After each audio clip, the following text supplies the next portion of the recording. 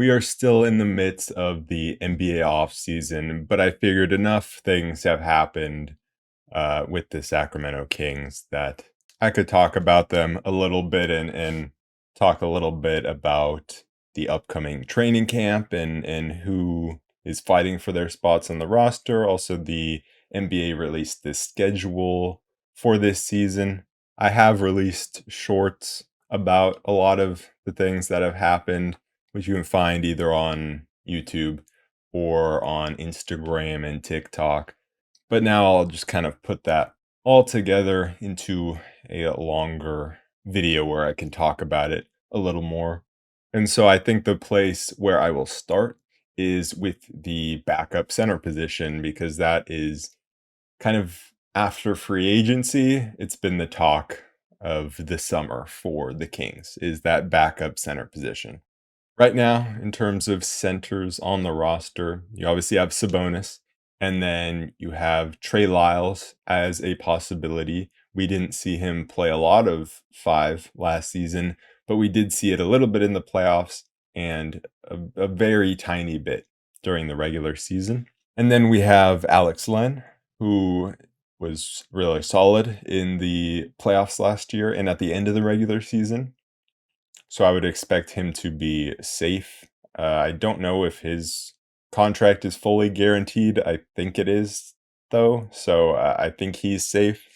And then where you have the battle for the third kind of backup center spot, if you're not including Trey Lyles as a center there, the third center is being contested during training camp between Neemias Queta, who signed a 2-year deal, but that's only partially guaranteed. He's only guaranteed $250,000.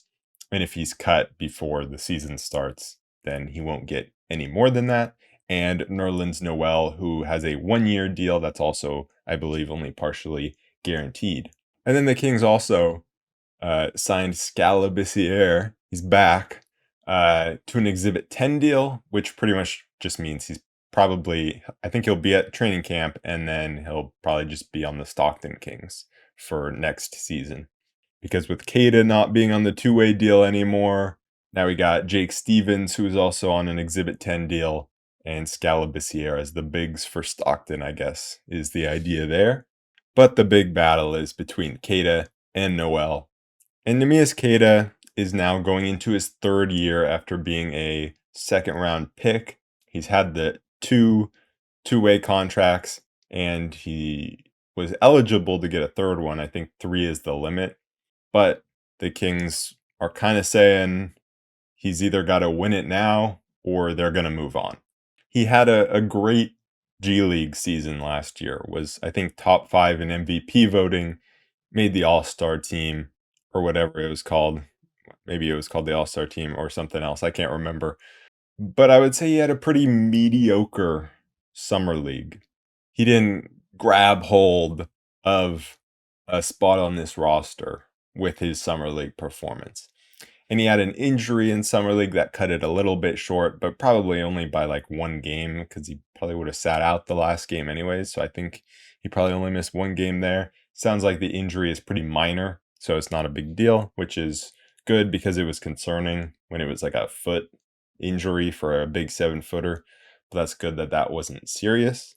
I think the Kings see a higher ceiling for Queta than obviously a guy like Nerlens Noel, who somehow is still only 29 years old, which is crazy to me.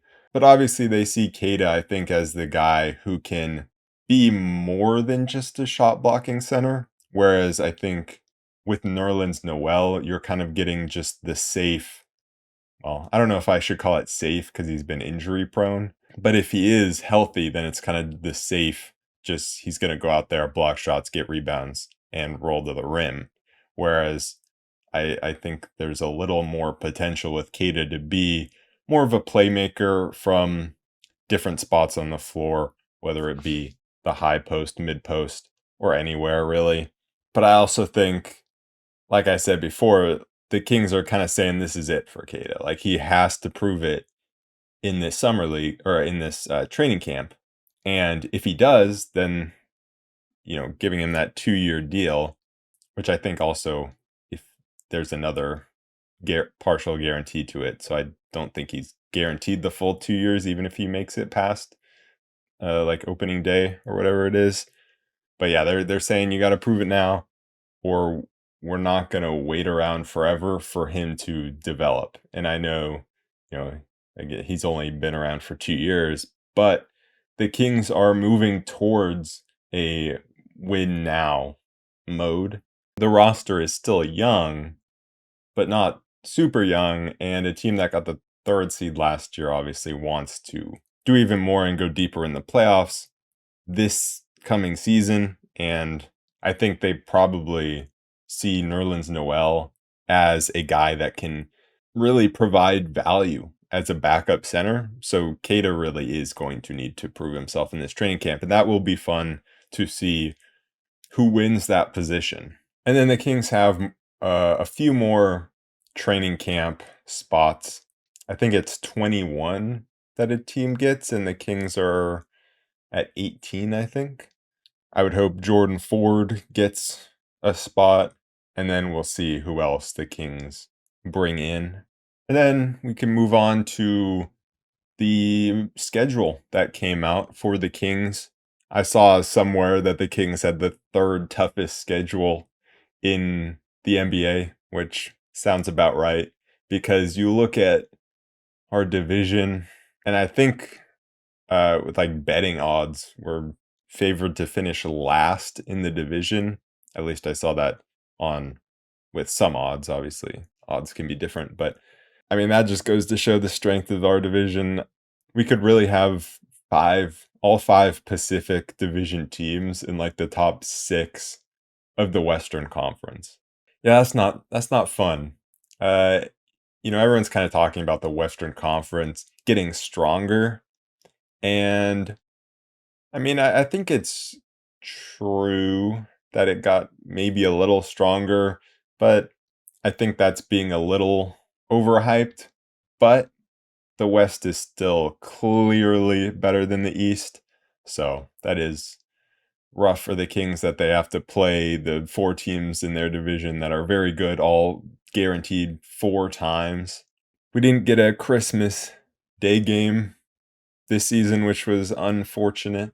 But the NBA obviously is trying to capitalize on the Warriors versus Kings playoff series that had like the most watched playoff series other than a finals in forever.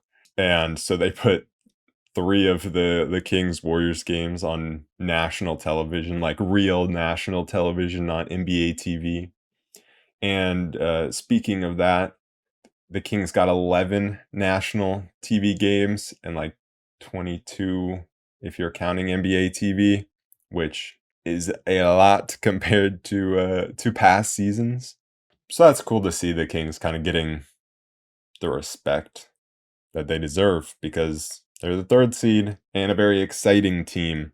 So I think that'll be good for people to be able to watch the Kings not just in the playoffs because you have, Bleacher Reports coming out, with their top 5 most overrated players, and Sabonis is at the top, which is, obviously really dumb. I mean, all 5 of their top 5 most overrated players, like I would say all 5 are probably actually underrated. So it was just a stupid list in general. But I think, that shows like the disrespect that the Kings got, and like the Athletic was coming out with their like positional rankings of players, and you had Rudy Gobert like a tier above Sabonis, and you had De'Aaron Fox as like a 3C point guard or whatever their stupid rankings were, right?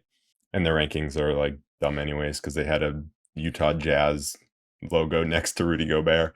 Having national TV games should help a little bit on people actually being able to watch the team and not just base every opinion off of highlights or one playoff series.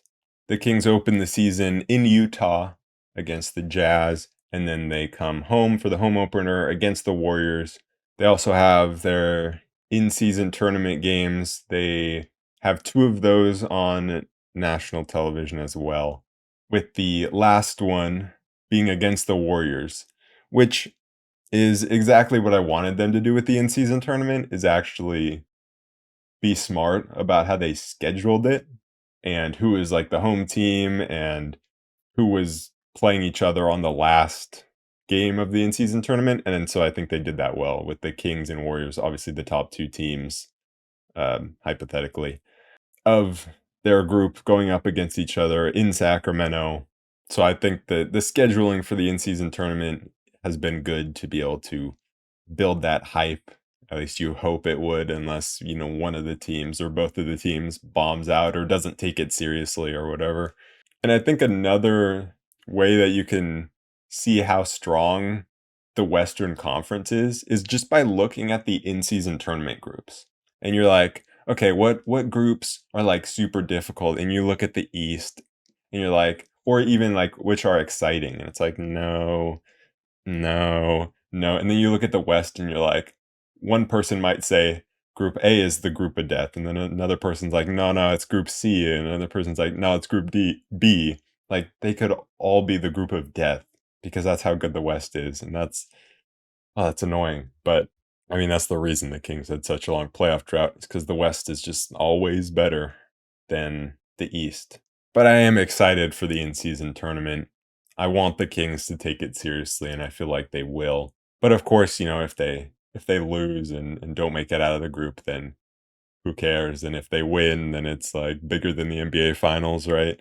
I mean, I don't think an in-season tournament is ever going to come close to the hype of like the finals, which is a good thing. But also, I do think that it will generate excitement and people will watch it. At some point, I'm going to make a video covering kind of the Western Conference and where each team is at, how maybe it's a little overhyped, how the West got so much better than last year. But so I'll be coming out with like a video talking about that and kind of where each team is generally probably going to fall in the Western Conference and where the Kings should kind of set their sights on what they would be happy with in this next regular season. But anyways, that is it for this episode of the Royal Report.